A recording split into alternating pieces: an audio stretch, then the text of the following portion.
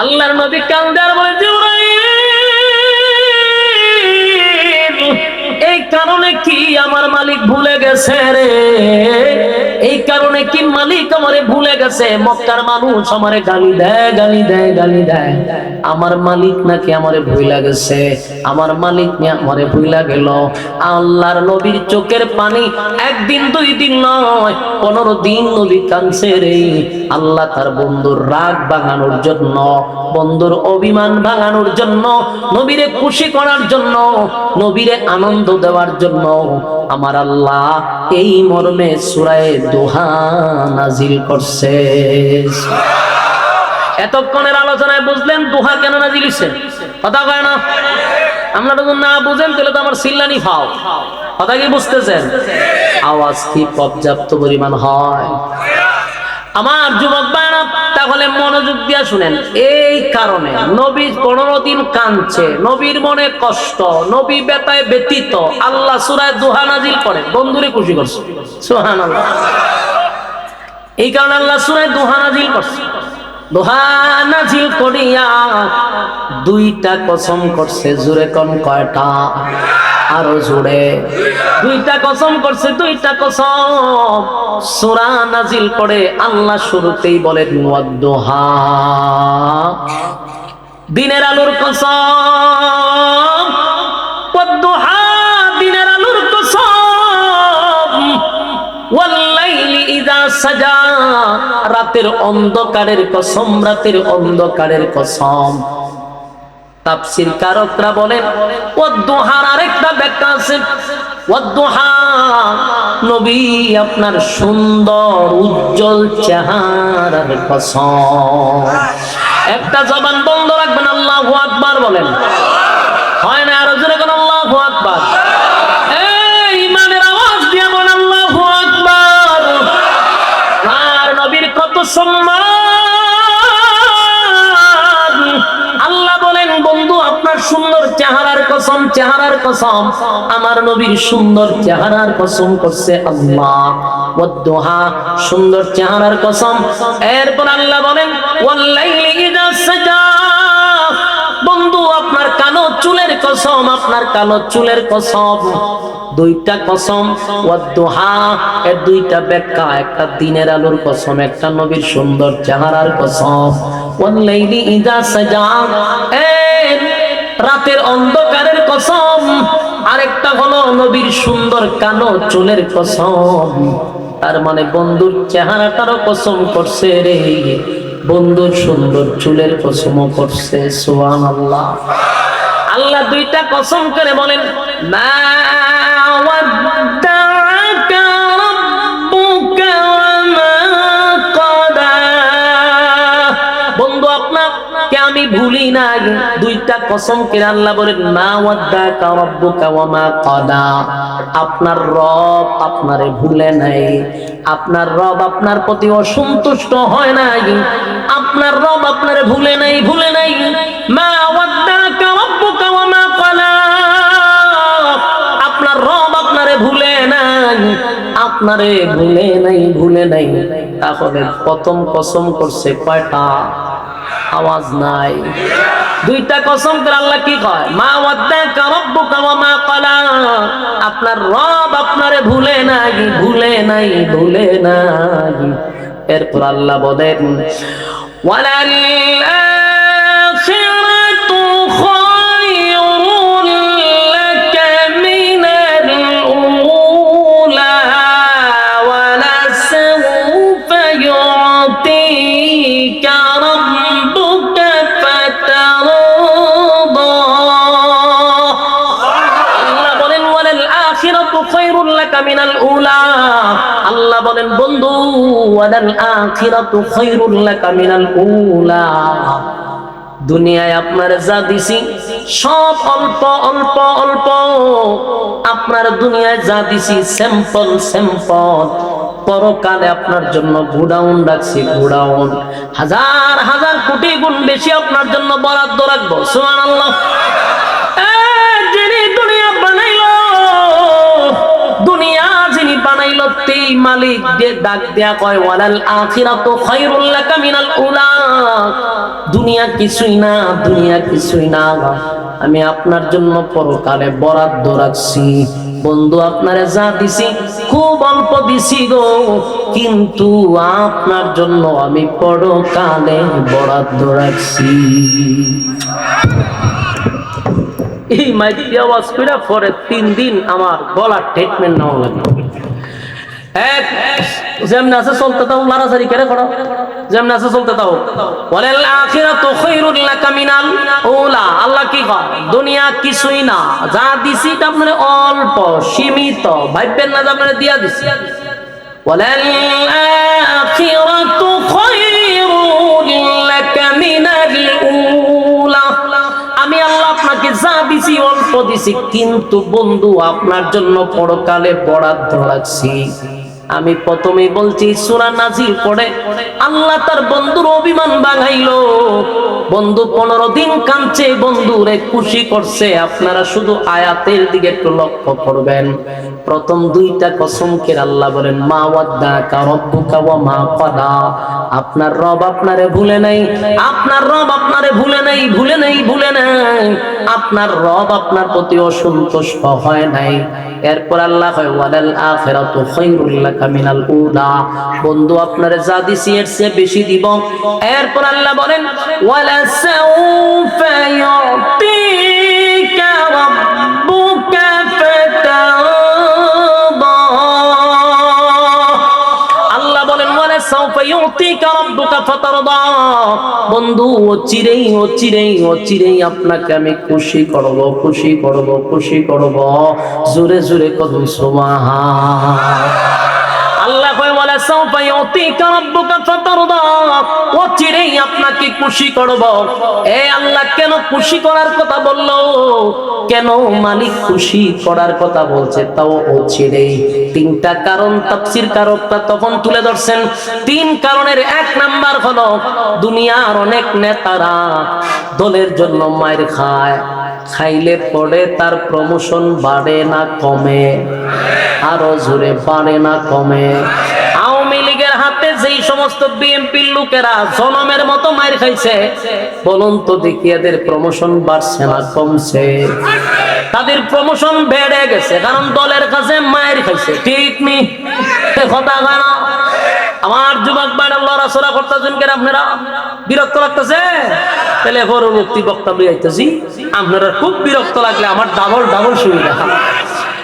যুবক ভাইরা লড়াচড়ি করেন যেত, যেটি লড়াই ঠাইনা বইতেন না কা, এর ভালো না লাগলে বসার দরকার নাই, কিন্তু লড়ান সরণ যেত না। কারণ কথা কি একটা আমার মন গড়া চলতেছে না কোরআন থেকে? কোরআনের কথাগুলি দিলের কান লাগায় শোনেন। প্রতিটা হরফে হরফে আপনার আমল নামায় 10টা করে নেকি ঢুকে গেছে। সুবহানাল্লাহ। আমার যুবক ভাইরা, কথা যদি হয় কোরআন থেকে, বসে থাকলে কোনো লস নাই, কারণ যতটা আয়াত শুনবেন প্রতিটা হরফে 10টা করে নেকি। আমার যুবক ভাইরা, আল্লাহ রাব্বুল আলামিন বলেন দুনিয়ার নেতারা যদি মাইর খায়, নেতার প্রমোশন বাড়ে। মনে করেন বিএনপি মাইর খাইছে কারাতে, আওয়ামী লীগের। বিএনপি যদি ক্ষমতায় আসে, যেই নেতারা বেশি মাইর খাইছে ওই নেতাদেরকে পাঠাবে বিভিন্ন দেশে ভ্রমণ করার জন্য। ঠিক নেই? হানিমুন করার জন্য পাঠাইবে। তবে আপনি এক কাজ করেন, রাষ্ট্রীয় খরচে আমেরিকা গিয়ে ঘুরে আসেন, সিঙ্গাপুর গিয়ে ঘুরে আসেন, আপনি একটু এনজয় করেন। কি করেন? এনজয়। কি জয়? নেতাও এনজয় করবে, সাগরের পারে গিয়া বোতল টানবে আর হুর করিলিয়া এনজয় করবে। ঠিক নেই? কারণ এখনকার নেতারা এটারই সবচেয়ে বড় এনজয় মনে করে। আল্লাহ কয় দুনিয়ার নেতারা যদি এনজয় করতে পারে, দুনিয়ার নেতারা যদি দুনিয়া ঘোরার জন্য ভ্রমণের টিকিট পায়, আমার বন্ধুও আমার দল করতে গিয়া মাইর খাইছে। সুবহানাল্লাহ। আল্লাহ কয় আমার বন্ধু আমার দল করতে গিয়া মাইর খাইছে রে। আমার বন্ধু আমার দল করতে গিয়া গালি শুনছে, রক্তাক্ত হইছে, লাঞ্ছিত হইছে। আমি চাই আমার বন্ধুর প্রমোশন বাড়ায়া দিব।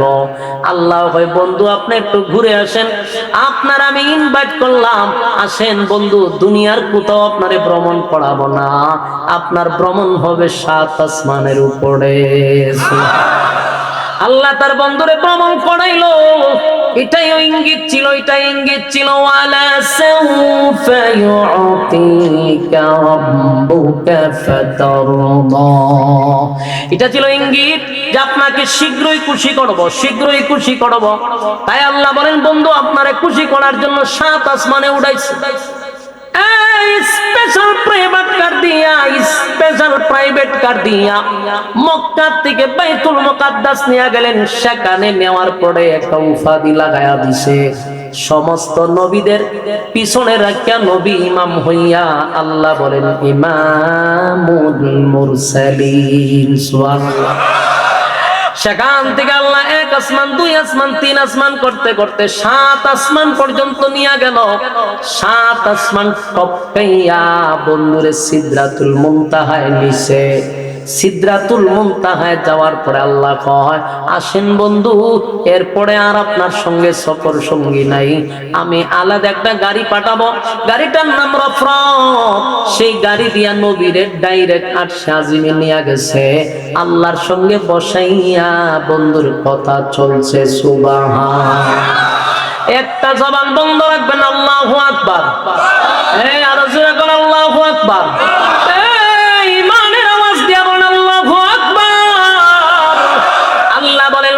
সাউফা ইউতিকা রাব্বুকা ফাতারদা। আমি আপনাকে খুশি করব, চিরি খুশি করব। তাই তো নবীরে 7 আসমানে উঠাইয়া বন্ধুর সঙ্গে বন্ধুর কথাবার্তা হইল, বন্ধুর সঙ্গে দেখা হইল, জান্নাত দেখাইল, জাহান্নামও দেখাইল। বন্ধুরে জান্নাত জাহান্নাম ভ্রমণ করাইয়া আল্লাহর নবীর সব ভ্রমণ করাইয়া আবার দুনিয়াতে পাঠাইল। নবী যে কাঁদছে 15 দিন, আল্লাহ বলে বন্ধু আমি আপনারে খুশি করে দিলাম। সুবহান। এই যুবক ভাইরা আলোচনা চলতো না বন্ধুই তো, কারা কারা আছেন হাত তুলে দেখায় দিন। লিল্লাহে তাকবীর, লিল্লাহে তাকবীর। আর কয়েক মিনিট চলতো নি, হাত নামানকে হাত তুলে বলে ইনশাআল্লাহ। এই মুনাজাত পর্যন্ত একটা মানুষ লড়বেন না, এই মর্মে হাত তুলে। এইটা ইনশাআল্লাহ কইছেন, হাত তুলে ডালা মাইয়া হাত উঠে এখন বলে ইনশাআল্লাহ। খারুয়া যারা কিতা ইনশাআল্লাহ আসেনি বলে আমরা সবাই মুনাজাতের পরে যাব ইনশাআল্লাহ। এটা আপনার মায়া লক্ষণ খারাপ রে। কিন্তু আপনারা ওয়াদা করছেন, বলেন কি করছেন? ওয়াদা করে লাইছেন না। এখন তো ওয়াদা বরখেলাপ করা কিসের খাসলত? মুনাফিকের খাসলত। বলেন কিসের খাসলত? এই মুহূর্তে একটা খালি লড়া দিয়ে উঠবো আর এমনি পিছন দিয়ে স্লোগান দিবেন, বলে কেটা যায় রে, আমি কমো, আপনারা কবেন মুনাফিক যায় কথা হয় না। একটা ডাইরেক্ট মুনাফিক স্লোগান শুরু হয়ে যাবো। আর কয়েকটা মিনিট আমি কি লম্বা বয়ান করার সুযোগ আসেনি? আমার 1 ঘন্টার মতো হয়ে গেছে, এখন আর কিছু সময় বয়ান করুন। এর ভিতরে আপনারা মনোযোগ দিয়ে কথাগুলি শুনেন। সূরা দুহার এখন সরল তর্জমা চলতেছে, রাজি আছেন ইনশাআল্লাহ? দেখেন আল্লাহ তার বন্ধুরে খুশি করার লাগিয়া, বন্ধুরে আনন্দ দেওয়ার লাগিয়া কোথায় নিছে? 7 আসমান টপকাইয়া আরশে আজিম ভ্রমণ করাইছে। 7টা জাহান্নাম, 8টা জান্নাত সব দেখাইয়া বন্ধুর জন্য সব ঠিকঠাক কইরা এরপরে দুনিয়া পাঠাইছে। দুনিয়ার নেতারা যেমন ভ্রমণ করে, আমার নবীও ভ্রমণ করছে। সুবহানাল্লাহ। যুবক ভাইরা এখন আসুন, আল্লাহ কয় ওয়ালাল আখিরাতু খায়রুল লাকা মিনাল উলা। যা দিছি এগুলা আপনারা দিলাম মাত্র স্যাম্পল, আপনার জন্য পিছনে আছে গোডাউন। বলুন দুনিয়া কি? স্যাম্পল। বলুন দুনিয়া কি? পরকাল গোডাউন। দুনিয়া স্যাম্পল, পরকাল গোডাউন। চাল কিনতে দেখছেন না আপনারা? চাল দিয়ে বিক্রি করে বড় বড় দোকানও দেখছেন নি? দেখবেন সামনে এরকম কয়েকটা বাড়ি লয়ে সামনে বইতে, সামনে গিয়ে বলে ভাই আপনাদের ভিক্ষা লইয়া বলছেন, ঘটনা কি?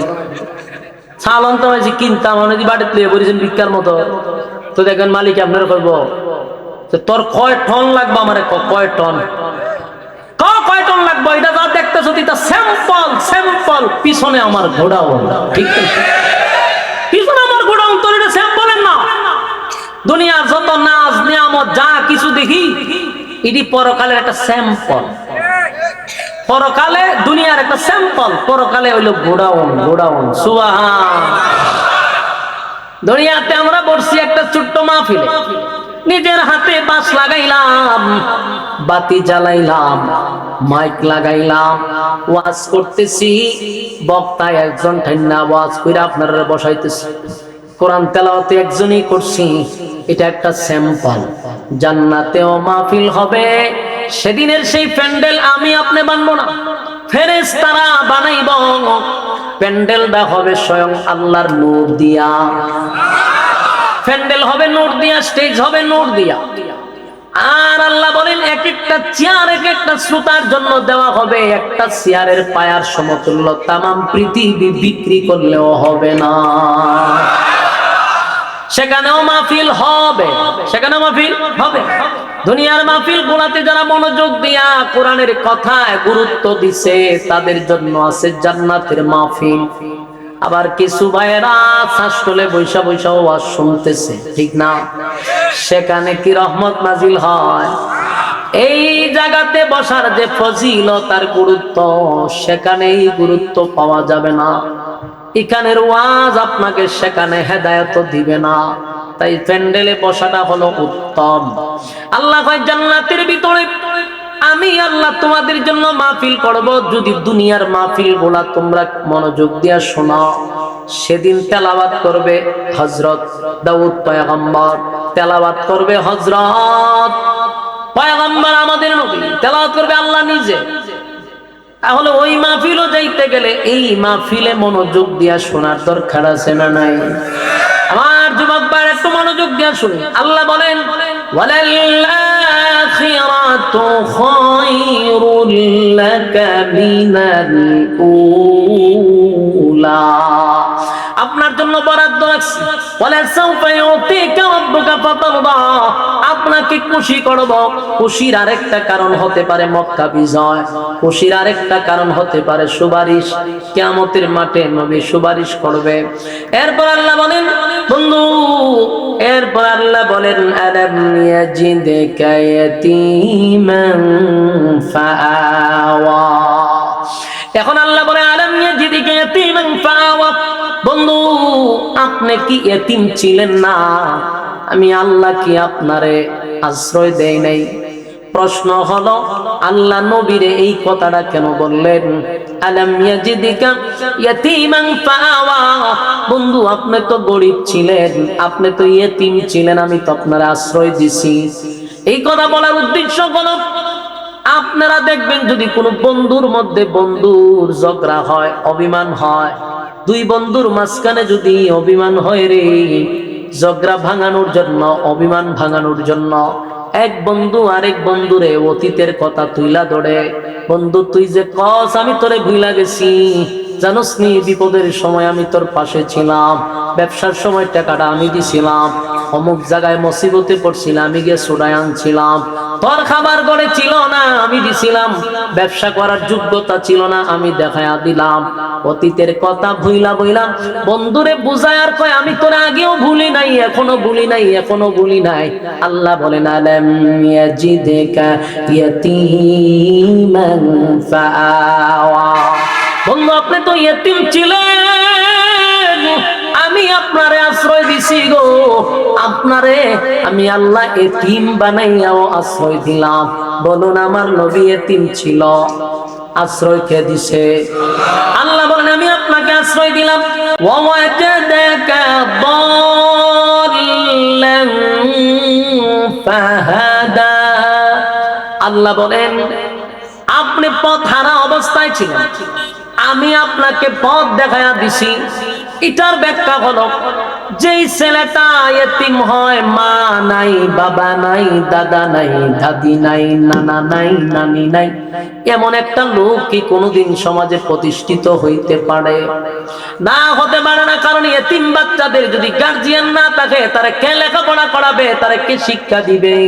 অধিকাংশ বাচ্চাগুলি অনাথ হয়, অধিকাংশ বাচ্চাগুলি টুকায় হয়, হিরুঞ্চি হয়, কারণ তাদের পিছনে গার্জিয়ান না থাকার কারণে পথভ্রষ্ট হয়ে যায়।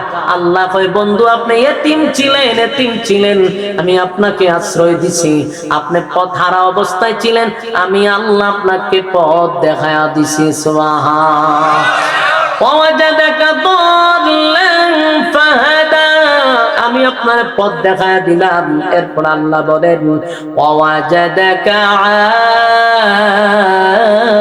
আইলান ফাআগনা, আল্লাহ বলেন আপনি গরিব ছিলেন, আমি আপনাকে ধনী বানায়া দিছি। আল্লাহ বলেন ওয়াজাদাকা আইলান ফাআগনা, আপনি তো গরিব ছিলেন, আমি আপনাকে ধনী বানাইছি। এই আয়াতের ব্যাখ্যা অনুযায়ী কি বুঝলেন? একটা সময় নবী গরিব, আবার আল্লাহ কয় আমি ধনী বানাইছি, ঠিক নেই? কিন্তু আমাদের সারা জীবন ওয়াজ শুনলাম নবী গরিব গরিব গরিব গরিব, নবীর পেটে পাথর, নবী গরিব, নবী গরিব, অথচ আল্লাহ কয় ওয়াজাদাকা আইলান ফাআগনা, আপনি গরিব ছিলেন, আমি ধনী বানাইছি। আমার যুবক ভাইরা, এই ওয়াজ করা দরকার যে আমার নবী ধনী ছিল, খালি গরিব বইলা বইলা একেবারে নিচে নামায়েন না, কারণ আমার নবী দেশের রাষ্ট্রনায়ক ছিল। নবী দেশ চালাইছে, দেশ পরিচালনা করছে, নবী দেশের রাষ্ট্রনায়ক, নবী দেশের বাদশা ছিল। সুবহানাল্লাহ। আমরা অনেক নবীর উম্মতেরা জানেই না যে নবী দেশের এক সময় রাষ্ট্রনায়ক ছিল, জানেই না, খালি ওয়াজ করে নবীর ভেড়া ভাবত। আর এই ওয়াজ রামবামরা এমন ভাবে খাইছে, এখন হুজুররা রাজনীতি করলে কয় রে রাজনীতি করুম আমরা, হুজুররা থাকবো মসজিদ মাদ্রাসা, মানুষ মরলে জানাজাত, মিলাদ, থাকবো হুজুররা। হুজুররা কেন রাজনীতি করতো? এই কথাটা বলার সাহস পায় কেন? আমরার মতো কিছু কাঠমৌলবীর কারণে। আমরা ওয়াজটা তৈরি করি নবীর ভেড়া ভাত, নবী গরিব আসিন, নবীর পাঞ্জাবি বিছেদা ভাষটা জোড়াতালি আসিন, ইতা কই ইমোশনাল কইরা সব রাম বামরে ওয়াজ মস্ত করে রাখছে। আর এই ওয়াজটা করে না যে আমার নবী দেশের প্রেসিডেন্ট ছিল। যদি ওয়াজ বেশি বেশি সমাজে চলতো, কসম খোদা আজকে রামবামরা আলেমদেরকে এই কথা বলতো না যে হুজুররা রাজনীতি পাইছে কই, কারণ আমরা এই কথা বল তাদের কান পর্যন্ত পৌঁছাইতে আমরা ব্যর্থ হইছি। আমরা শুধু ফেড়ে ফাত্তরের ওয়াজ করছি, পাঞ্জাবিতে তালি দেওয়ার ওয়াজ করছি, রাষ্ট্র পরিচালনার ওয়াজ আমাদের জবান থেকে বন্ধ হয়ে গেছে। শুধু রাসূল রাষ্ট্র চালান নাই, হযরত আবু বকর দেশ পরিচালনা করছে, ওমর দেশ পরিচালনা করছে, উসমান দেশ পরিচালনা করছে, আলী দেশ পরিচালনা করছে, আলীর ছেলে দেশ পরিচালনা করছে। আমরারে কয় রাজনীতি পাইছি কই, এটা তো হাস্যকর। আমরা জিগামু হেতারারে তোরা রাজনীতি পাইছো কি, এটা আমরা জিগামু, উল্টা আমরা জিগা রাজনীতি পাইছি। আচ্ছা আমরা না একটা উত্তর দিব যে আমরা রাজনীতি পাইছি কোরআন থেকে, রাজনীতি শিখছি সরাসরি রাসূলুল্লাহর কাছ থেকে। বাতিজা তোরা রাজনীতি পাইছ তো, এখন তোরা দেখো বলতে পারবে না, কিন্তু আমরা এটা বললে তো রুমের রাজনীতি কোথা থেকে পাইছে? এরা রাজনীতি হইল ফেরাউনের কাছ থেকে, এদের রাজনীতি হইল গিয়া ওই নমরুদের কাছ থেকে, এদের রাজনীতি সাজ্জাদের কাছ থেকে, এদের রাজনীতি আবু জাহিলের কাছ থেকে, ঠিক কিনা বলে? কারণ যে যেই নেতার অনুসরণ করে তার প্রভাব তার উপরে পড়ে। দেখবেন এদের আচার, এদের আচার ব্যবহার, এদের চলাফেরা কোনো মানুষের খাতার উপরে না। বাস্তব বলছি না, বাস্তব। এরা মানুষ মারতে 1 মিনিট দেরি করে না, এরা মানুষের উপরে জুলুম করতে দেরি করে না। 16 বছর আমরা দেখতে দেখতে দেখতে এই পর্যন্ত দাঁড়াইছি যে এরা রাজনীতি 100% ফেরাউনের থেকে শিক্ষা করে না, রাজনীতি পাইছে ডাইরেক্ট জিজ্ঞাসা মতো রাজনীতি পাইছে। তার গুড়া করতে গা উত্থান করতে গা আমার আমরা একটা সীমা আছে, কোরআন সুন্নাহ, কোরআন সুন্নাহ। কোরআনে পাইছি, রাসূল থেকে রাজনীতি শিখছি, কথা কয় না। আল্লাহ কয় আপনারে গরিব থেকে আমি ধনী বানাইছি। আমরা কেন শুধু গরিবের ওয়াজ করব, ধনীর ওয়াজ কেন করব না? যেটি করে না এটাও দালাল। এরা সত্যটাকে গোপন করতে চায়।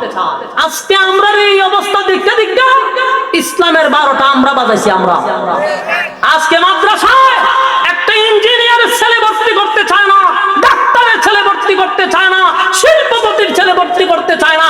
আমাদের এই গরিবী অবস্থা দেখে দেখতে ইসলাম বেড়ে গরিব বানাইতে বানাইতে বানাইতে একবারে নিয়ে নিয়েছিলাম কেন আমার শান শৌকত আমার চলাফেরা দেখে শিল্পপতির ছেলে বাধ্য হবে মাদ্রাসায় পড়াইতে। তা আমরা রাখছে হুজুর আইন বলে কি আব্বা বলেছিলাম নিচে জানাজা হুজুর 40 দিন পর আবার আইন কেন পড়াইতাম ফরানির পরে 40 টাকা জানাজাত করে নিতে কিছু টাকা নাউজুবিল্লাহ নাউজুবিল্লাহ এগুলা আমাদের কাজ না বলুন এগুলো আমাদের কাজ না। ইমাম শব্দের অর্থ হলো নেতা নেতা ইমাম বিচার করবে একটা মসজিদের ইমাম গ্রামের শালিস্তিকা নিয়া হাইকোর্ট পর্যন্ত সব জায়গায় ইমামের দায়িত্ব। ইমাম যদি বিচার করত আজকে গ্রামের মধ্যে মানুষ টাকার অভাবে গরিব মানুষ বিচার থেকে বঞ্চিত হতো না, কারণ যাদের কাছে বিচারের জন্য যায় অধিকাংশ সুদখোর আর ঘুষখোর আর বেনামাজি বেপরদা জানাকুর বদমাশগুলি হয় সমাজের মাতব্বর সরকার। এদের কাছ থেকে আপনি কি বিচার পাবেন? এটা নিজেই বাটপার, এটা নিজেই মানুষের হক নষ্ট করে রাখছে, এর কাছে আপনি কি বিচার পাবেন? বাস্তব কইছি না অবাস্তব কইছি, সত্য কইছি না মিথ্যা কইছি? আমার কথার মধ্যে কি কোনো ভুল আছে? কথা কেন গরিব সমাজে বিচার পায় না, বাস্তব না বাস্তব? আরো জোরে সত্য কথা বলে যাই মন দিয়ে শুনে সবাই, সত্য কথা বলে যাই মন দিয়ে শুনে সবাই, এই সমাজের কোনো কাজে শান্তি তো ভাই মোটে না, এই সমাজের কোনো কাজে শান্তি তো ভাই মোটে নাই। সত্য কথা বলে যাই মন দিয়ে শোনেন সবাই, এই সমাজের কোনো কাজে শান্তি তো ভাই মোটে না। অফিস আদালতে বাইরে ঘুষ বিনা চলে না কাম, ঘুষ পাইলে সব সারেরা বলে না সে নুয়েল কাম, ঘুষ না দিলে আদালতে বাইরে ঘুষ না দিলে আদালতে মিলে না গরিবের ঠাই, এই সমাজের আদালতে গরিব দুঃখীর বিচার নাই, এই সমাজের আদালতে গরিব দুঃখীর বিচার নাই। ঠিক কথা হয় না? বিচার ভাই কেমনে? যারা বিচার করে এরা কি আসলে ইনসাফ ওয়ালা বিচারক? তো জান তো বেইনসাফি ওয়ালা বিচারকের কাছে। আর যুবক ভাইরা ইনসাফ ওয়ালা বিচারকের কাছে গেলে বিচার পাবে। আল্লাহ কয় দুনিয়ার জমিনে যারা বেইনসাফি বিচার করছে কিয়ামতের কঠিন ময়দানে আমি আল্লাহ হব ইনসাফ ওয়ালা বিচারক, সেদিন বেইনসাফি বিচারক সব ধরা পড়বে। কথা ঠিক না? সম্মানিত শুধু এরপরে আয়াতে আল্লাহ বলেন ওয়াজাতাকা ইলান ফাআগনা, আপনি গরিব ছিলেন ধনী বানাইছি। সুবহানাল্লাহ। ফাআম্মাল ইয়াতীমা ফালা তাকহার, আল্লাহ কয় আপনি এতিম ছিলেন তাই এতিমের প্রতি আপনি কঠোর হইয়েন না। বলেন এতিমের প্রতি কি হইতো না? আরো জোরে পৃথিবীর মধ্যে সবচেয়ে বড় এতিম আমার নবীর চেয়েও বেশি কেউ ছিল না। তাই আল্লাহর নবী বলেন যারা এতিমরে আদর করবে এতিমের মাথায় হাত বুলায়া দিবে, ওয়াদা দিলাম জান্নাতের ভিতরে আমি আর নবী তাদের মধ্যে পার্থক্য থাকবে এতটুকু। সুবহানাল্লাহ। যারা এতিমদের মাথায় হাত বুলায়া দিবে, এতিমের হক নষ্ট করবে না, এতিমের মুখে খাবার তুলে দিবে, রাসূল বলেন আমার সঙ্গে তারা জান্নাতে থাকবে। তাই এতিমের সাথে জুলুম করা যাবে না, এতিমের সম্পদ আপনি আত্মসাৎ করবেন না, আপনার ভাতিজা হোক আত্মীয় হোক তার প্রাপ্য তাকে বুঝাইয়া দেন। এতিম বলে ভাইয়ের সম্পদ আপনি আত্মসাৎ করতে পারেন না, ভয়ঙ্কর রূপ ধারণ করে। এতিমদের প্রতি যত আপনার মহব্বত বাড়াইবেন রাসূলের সাথে আপনার তত মহব্বত বেড়ে যাবে। কথা কি বুঝতেছেন? আপনাদের এই মাদ্রাসাটা হলো একটা এতিমখানা মাদ্রাসা। অসংখ্য ছাত্রদের নাই মা বাপ, নাই মা, নাই বাবা, নাই মা, এতিম। আবার পড়ে মহাগ্রন্থ আল কোরআন। এই রকম একটা এতিম বাচ্চার পাশে যদি আপনি থাকেন রোজ হাসরে রাসূলের সুপারিশ পাওয়া আপনার জন্য খুব সহজ হয়ে যাবে। কথা বুঝতেছেন? এই জন্য আমরা নিয়ত করব যে আমরা সব সময় এতিমদের পাশে থাকবো, এতিমদের কাছ থেকে আমরা বঞ্চিত হব না। এতিমের মাথায় টাকা না দেন, মাথায় হাত বোলায়া দিবেন। আর চিন্তা করবেন আমি যদি মারা যেতাম, আমার বাচ্চাটার যদি মা বাপ না থাকতো, আমার ছেলেটাই বাবা রাস্তা দিয়ে ঘুরতো, আমার এই ছেলেটা আজকে যদি তার মা বাপ না থাকার কারণে এতিমখানা মাদ্রাসায় পড়ে, অনেক বাচ্চাদের মা বাপ না থাকার কারণে রাস্তায় টুকায় হয়, হিরুঞ্চি হয়। বাস্তব না বাস্তব? এই জন্য এতিমদের পাশে থাকবেন। কারা কারা হাত তুলে দেখান? লিল্লাহে তাকবীর, লিল্লাহে তাকবীর। ওয়াওয়াজাদাকা দাল্লান ফাহাদা। আল্লাহ বলেন আপনি পথ হারা অবস্থায় ছিলেন, আমি আপনাকে পথ দেখায়া দিছি। এটার ব্যাখ্যা হলো যেই ছেলেটা ইতিম হয়, মা নাই, বাবা নাই, দাদা নাই, দাদি নাই, নানা নাই, নানি নাই, এমন একটা লোক কি কোনোদিন সমাজে প্রতিষ্ঠিত হইতে পারে? না, হতে পারে না। কারণ ইতিম বাচ্চাদের যদি গার্জিয়ান না থাকে, তারা কে লেখাপড়া করাবে, তারা কে শিক্ষা দিবে? অধিকাংশ বাচ্চাগুলি অনাথ হয়, অধিকাংশ বাচ্চাগুলি টুকায় হয়, হিরুঞ্চি হয়, কারণ তাদের পিছনে গার্জিয়ান না থাকার কারণে পথভ্রষ্ট হয়ে যায়। আল্লাহ কয় বন্ধু আপনি এতিম ছিলেন, আমি আপনাকে আশ্রয় দিছি। আপনি পথ হারা অবস্থায় ছিলেন, আমি আল্লাহ আপনাকে পথ দেখায়া দিছি। সুবহান। ওয়াজাদাকা দাল্লান ফাহাদা, আমি আপনার পথ দেখায়া দিলাম। এরপর আল্লাহ বলেন ওয়াজাদাকা আইলান ফাআগনা। আল্লাহ বলেন আপনি গরিব ছিলেন, আমি আপনাকে ধনী বানায়া দিছি। আল্লাহ বলেন ওয়াজাদাকা আইলান ফাআগনা, আপনি তো গরিব ছিলেন, আমি আপনাকে ধনী বানাইছি। এই আয়াতের ব্যাখ্যা অনুযায়ী কি বুঝলেন? একটা সময় নবী গরিব, আবার আল্লাহ কয় আমি ধনী বানাইছি, ঠিক নেই? কিন্তু আমাদের সারা জীবন ওয়াজ শুনলাম নবী গরিব গরিব গরিব গরিব, নবীর পেটে পাথর, নবী গরিব, নবী গরিব। অথচ আল্লাহ কয় ওয়াজাদাকা আইলান ফাআগনা, আপনি গরিব ছিলেন, আমি ধনী বানাইছি। আমার যুবক ভাইরা, এই ওয়াজ করা দরকার যে আমার নবী ধনী ছিল, খালি গরিব বইলা বইলা একেবারে নিচে নামায়েন না। কারণ আমার নবী দেশের রাষ্ট্রনায়ক ছিল। নবী দেশ চালাইছে, দেশ পরিচালনা করছে, নবী দেশের রাষ্ট্রনায়ক, নবী দেশের বাদশা ছিল। সুবহানাল্লাহ। আমরা অনেক নবীর উম্মতেরা জানেই না যে নবী দেশের এক সময় রাষ্ট্রনায়ক ছিল, জানেই না, খালি ওয়াজ করে নবীর ভেড়া ভাবত। আর এই ওয়াজ রামবামরা এমন ভাবে খাইছে, এখন হুজুররা রাজনীতি করলে কয় রে রাজনীতি করুম আমরা, হুজুররা থাকবো মসজিদ মাদ্রাসা, মানুষ মরলে জানাজাত, হ্যাঁ মিলাদ, এটা থাকবো হুজুররা। হুজুররা কেন রাজনীতি করত? এই কথাটা বলার সাহস পায় কেন? আমরার মতো কিছু কাঠমৌলবীর কারণে। আমরা ওয়াজটা তৈরি করি নবীর ভেড়া ভাত, নবী গরিব আসিন, নবীর পাঞ্জাবি বিছেদা ভাষটা জোড়াতালি আসিন, ইতা কই ইমোশনাল কইরা সব রাম বামরে ওয়াজ মস্ত করে রাখছে। আর এই ওয়াজটা করে না যে আমার নবী দেশের প্রেসিডেন্ট ছিল। যদি ওয়াজ বেশি বেশি সমাজে চলতো, কসম খোদা আজকে রামবামরা আলেমদের কি কথা বলতো না যে হুজুররা রাজনীতি পাইছে কই। কারণ আমরা এই কথা বল তাদের কান পর্যন্ত পৌঁছাইতে আমরা ব্যর্থ হইছি। আমরা শুধু ফেড়ে ফাত্তরের ওয়াজ করছি, পাঞ্জাবিতে তালি দেওয়ার ওয়াজ করছি, রাষ্ট্র পরিচালনার ওয়াজ আমাদের জবান থেকে বন্ধ হয়ে গেছে। শুধু রাসূল রাষ্ট্র চালান নাই, হযরত আবু বকর দেশ পরিচালনা করছে, উমর দেশ পরিচালনা করছে, উসমান দেশ পরিচালনা করছে, আলী দেশ পরিচালনা করছে, আলীর ছেলে দেশ পরিচালনা করছে।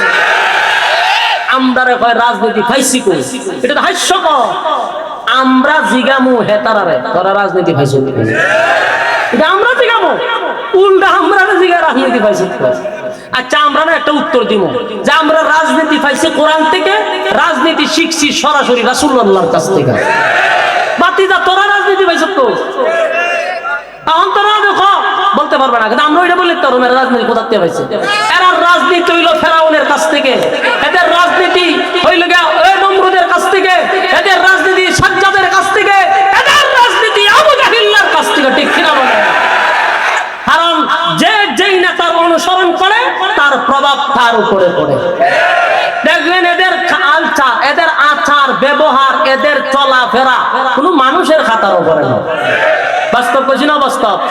এরা মানুষ মারতে 1 মিনিট দেরি করে না, এরা মানুষের উপরে জুলুম করতে দেরি করে না। 16 বছর আমরা দেখতে দেখতে দেখতে এই পর্যন্ত দাঁড়াইছি যে এরা রাজনীতি 100% ফেরাউনের থেকে শিক্ষা কই না, রাজনীতি পাইছে ডাইরেক্ট জিজ্ঞাসা মতো রাজনীতি পাইছে। তার গুড়া করতে গা উত্তান করতে গা আমার কম, আমরা একটা সীমা আছে, কোরআন সুন্নাহ, কোরআন সুন্নাহ। কোরআনে পাইছি, রাসূল থেকে রাজনীতি শিখছি, কথা কয় না। ওয়াজাদাকা আইলান গরিবকে আমি ধনী বানাইছি, আমরা কেন শুধু গরিবের ওয়াজ করব, ধনীর ওয়াজ কেন করব না? যেটি করে না এটাও দালাল।